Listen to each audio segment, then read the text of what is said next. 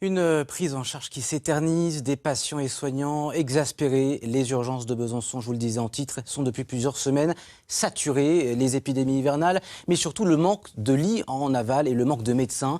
Les causes sont connues, mais alors quelle solution? Jérémy Chevreuil et Laurent Brocard. Des dizaines de patients alignés sur des brancards dans l'attente d'une prise en charge. Cet après-midi-là, le service des urgences de l'hôpital de Besançon accueille une soixantaine de personnes, soit près du double de sa capacité. Des patients qui restent en moyenne plus de 11 heures dans le service, avec des risques accrus. On a un risque de surmortalité, donc il ne faut pas être non plus dans la dramaturgie, mais effectivement on sait qu'il y a quand même une corrélation entre la durée de passage aux urgences et la survenue d'événements indésirables, notamment pour les sujets âgés. Bien sûr, les urgences vitales sont prises en charge rapidement, mais pour les autres, le service est confronté à un triple défi.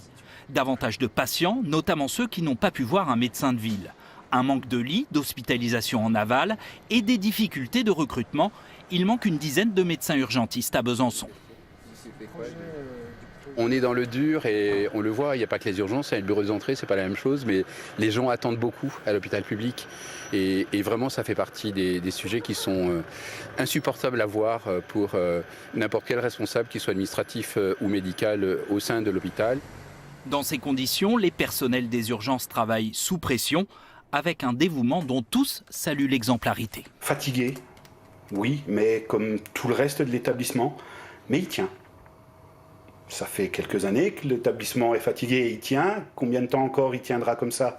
Espérons le mieux possible et puis surtout que la situation s'améliore. Le recrutement, effectivement, qui a déjà été fait et qui, espérons-le, va continuer dans des grandes proportions, va certainement aider. En plus de sa politique de recrutement, la direction étudie le réaménagement des locaux et envisage la réouverture de lits en aval des urgences. Autant de leviers pour améliorer la situation, même si à court terme, elle le reconnaît, il sera bien difficile de raccourcir les délais d'attente. Plus que jamais, aux urgences de Besançon, les patients devront se montrer patients.